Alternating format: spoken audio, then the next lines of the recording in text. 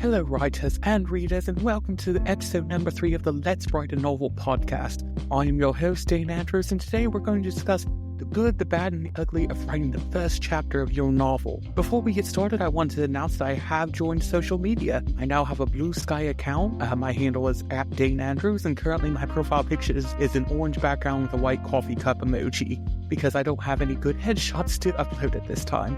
Make sure to give me a follow so you can stay up to date on all the new episodes of the podcast and news about my upcoming release in May. Let's get started with what makes a good first chapter. But first, I think we need to start with what makes a bad first chapter and how we can improve it. I've came up with 3 things that I believe can damage your book if included in the first chapter. Firstly, chapter 1 should start your book, not go backwards. And an example of this, so let's pretend we are writing a story where a guy and a girl go on a date the night before, and the guy gets drunk and makes a fool of himself.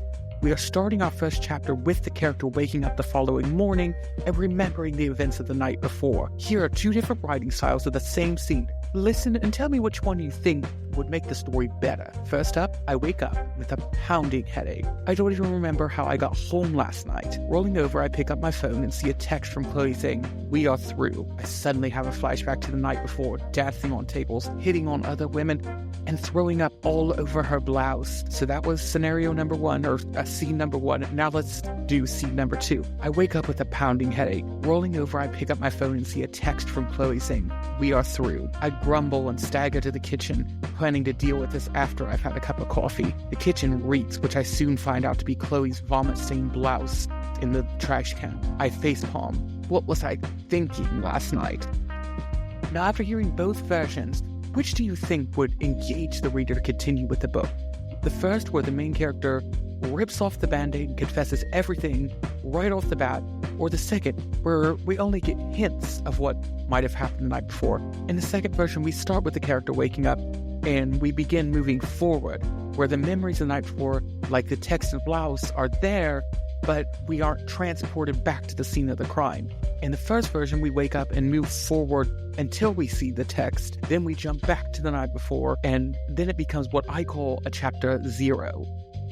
The second thing that may make your first chapter bad is not enough context. I know this sounds like the complete opposite of my first point, where I was telling you not to add every detail, but there are still a few details that are important, especially if you're writing something like an action scene to start your story. Let's use an example of a man and a woman running in the woods as our opening scene. Now, there's a million different reasons why they may be running in the woods. Maybe they're being chased. Maybe it's a workout. Maybe they have to be home by a certain time. It's up to the author to give us enough context that we are not completely confused, but not enough to where we are going to stop reading because we have all the information. So here's a few different opening running scene scenarios by genre of a little bit of information, with little bits of information in them. So let's say the story is a fantasy. Maybe these 2 characters are being chased by a creature, and we just call it the creature, and you later figure out it's a dragon. But just at the beginning, you just know it's some sort of scary creature. If it was a romance book, maybe they're running for a workout, and the reason they're running in this woods is because it's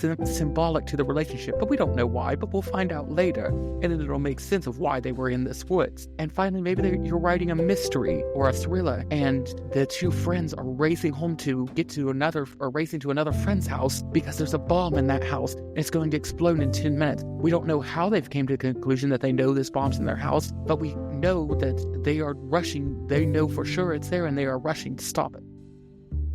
This will take trial and error, though. I will put my hands up and admit that my first drafts usually include a lot of backstory and explanation in it. So I say don't fret over it much in the first draft and worry about it later on down the line when you're editing. The final bad first chapter trope is starting the story way too early. This is another issue I usually find when revising my stories.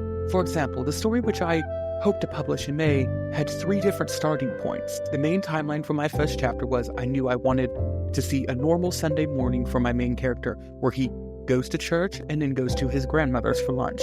The first draft started with the character driving to pick up his grandma from church, picking her up, and then going to church. I thought this was a great way to start the story, as I used the drive to describe this small town that he lives in. But when revising, I realized it was just a lot of info dumping, and I pushed back the start to him pulling up at his grandma's and picking her up. This was important because while waiting on his grandma, he admires a picture of him and his parents, from which we use to then establish that both of his parents have passed away. Then, during another round of revisions, I decided that it was just too slow of a start and pushed back again to them already being in the church, which I think gives us just enough information to puzzle together kind of the setting and the characters and what we're getting into, but not enough to where we're like shoving backstories down people's throats.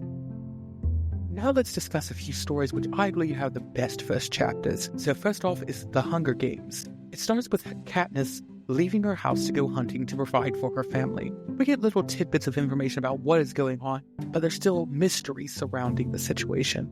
Harry Potter starts with Vernon Dursley having this strange day and run-ins with these weird characters, and then we realize that it's because of the death of Voldemort, and we get introduced to Harry and how this death is going to affect him the rest of his life.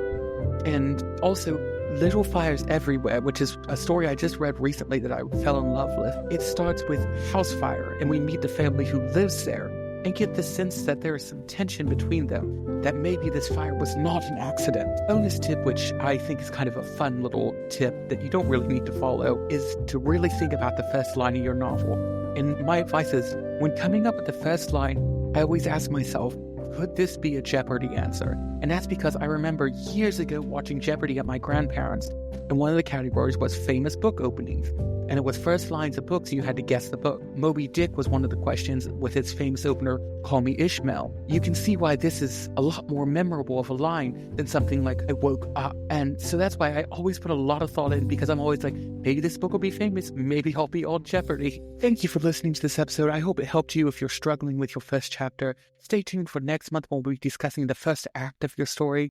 As I stated earlier, feel free to follow me on Blue Sky and make sure to give this video a thumbs up and subscribe to the channel because it really helps me.